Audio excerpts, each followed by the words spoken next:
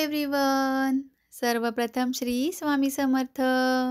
मी अर्चना पुन्हा एकदा आपल्या सगळ्यांचं अगदी मनापासून स्वागत करते आणि दत्त जयंतीच्या सगळ्यांना खूप खूप मनापासून शुभेच्छा देते. यासोबतच दत्त जयंती तर आहेच, पण मार्गशीर्ष महिन्यातील शुक्ल पक्षातील पौर्णिमा देखील आहे. यामुळेच या पौर्णिमेला दुर्लभ संयोग जे बनत आहेत, दत्त जयंती, अन्नपूर्णा जयंती देखील आहे. म्हणूनच या दुर्लभ संयोगामध्ये आपण असं काय काम करू शकतो, ज्यामुळे आपल्याला धनलाभ तर होऊ शकतो, याशिवाय घरामध्ये धनधान्याची बरकत देखील राहू शकते. कारण हिंदू पंचांगानुसार मार्गशीर्ष महिना जो आहे, शुक्ल पक्षातील पौर्णिमेला जी पौर्णिमा साजरी केली जाते या महिन्यात, ती अतिशय फलदायी मानली जाते. यावेळेस मार्गशीर्ष पौर्णिमा 15 डिसेंबरला म्हणजेच रविवारी आहे.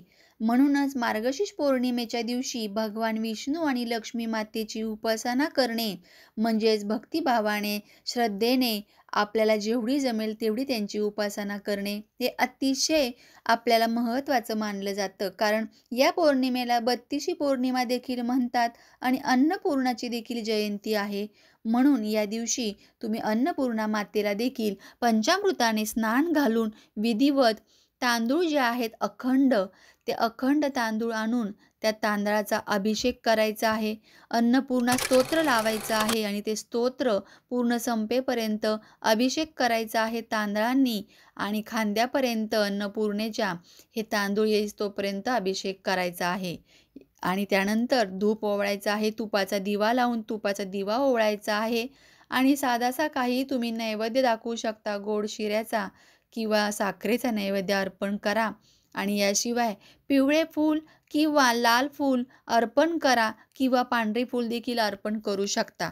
तर अन्नपूर्णा मातेची जयंती या प्रकारे साध्या सोप्या पद्धतीने साजरी करू शकता. याशिवाय अनेक जण पौर्णिमेच्या दिवशी सत्यनारायण व्रत करतात, कथा मांडतात. अनेकांनी मार्गशीर्ष महिन्यामध्ये 21, 11, 108 सत्यनारायण कथा करण्याचा देखील संकल्प घेतला असेल. ज्यांनी काहीच घेतलेलं नाहीये, तर त्यांनी आज जे आहे एक दिवस सत्यनारायण कथा जरूर करावी, वाचावी, ऐकावी आणि प्रसाद हा ग्रहण करावा. मार्गशीर्ष पौर्णिमेचा जो हा संयोग तयार झालेला आहे ना, तो धनदायक योग बनवत आहे. सर्वार्थ सिद्धी योग आहे आणि यासोबतच रवी योग आहे, त्याचा संयोग निर्माण होत आहे. तर हे सगळे संयोग एकत्रित आलेले आहे. सर्वार्थ सिद्धी योग जेव्हा असेल, तेव्हा आपण कोणतेही नामजप, मंत्र, स्तोत्र म्हणू किंवा कोणतेही चांगलं पुण्यकर्म करू, म्हणजे दान वगैरे करणं, तर याचा आपल्याला खूप चांगला इफेक्ट आपल्या जीवनात दिसतो. इफेक्ट दिसतो या म्हणण्यापेक्षा आपल्या कर्मामध्ये त्याचा जो आहे मांडणी जो करतो परमेश्वर कर्माची, ती आपल्याला खूप चांगल्या रीते पुन्हा मिळते. कारण देव देवाजवळ काहीच ठेवत नाही. आपल्याला कोणत्या ना कोणत्या तरी रूपात ते परतफेड करतच असतो. तर सत्यनारायण कथा करायची आहे. आजच्या दिवशी मी मागच्या वेळेस तुम्हाला सांगितलेलं आहे साध्या सोप्या पद्धतीने कशाप्रकारे करायची आहे म्हणून. नंतर लक्ष्मी मातेचा तुम्ही कोणताही मंत्र म्हणू शकता. साधा मंत्र जो आहे श्रीम श्रीम श्रीम हा मंत्र म्हणून तुम्ही अभिषेक करायचा आहे लक्ष्मी मातेला. साध्या पाण्याचा गंगाजल किंवा गुलाबजल मिक्स करून करू शकता.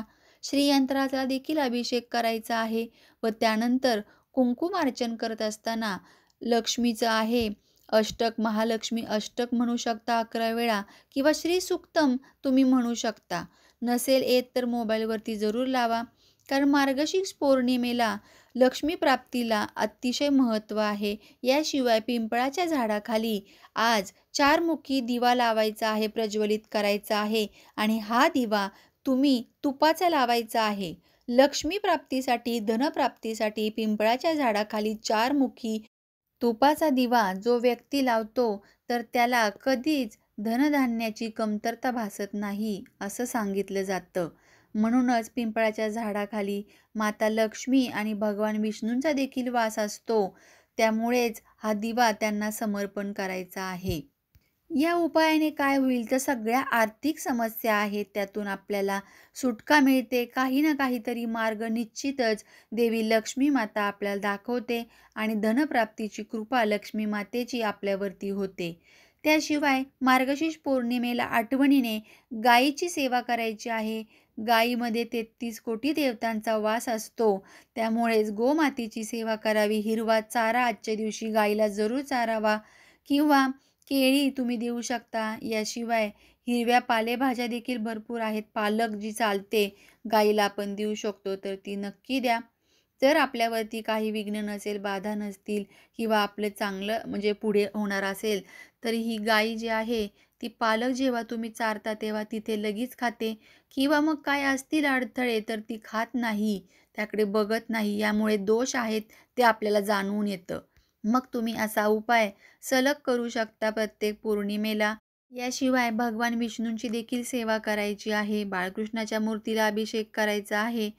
त्याचबरोबर आजच्या दिवशी जेवढा जास्त जमेल तेवढा विष्णू नारायणाय नमः म्हणजेच नारायणाचा मंत्र म्हणू शकता, सत्यनारायण महाराजांचा मंत्र म्हणू शकता, विष्णू सहस्त्रनाम लावायचा आहे तुम्ही आणि विष्णू सहस्त्रनामाचं पठण जर येत असेल तर ते तुम्ही 11 वेळा करायचं आहे. पौर्णिमेच्या रात्री रात्री जर 12 वाजता तुम्ही महाविष्णू सहस्त्रनाम पठण केलं 11 वेळेस, तर तुम्हाला कोणतीही अशी शक्ती नाही जी यशस्वी होण्यापासून रोखू शकेल. तर याचा अनुभव जरूर घ्या तुम्ही.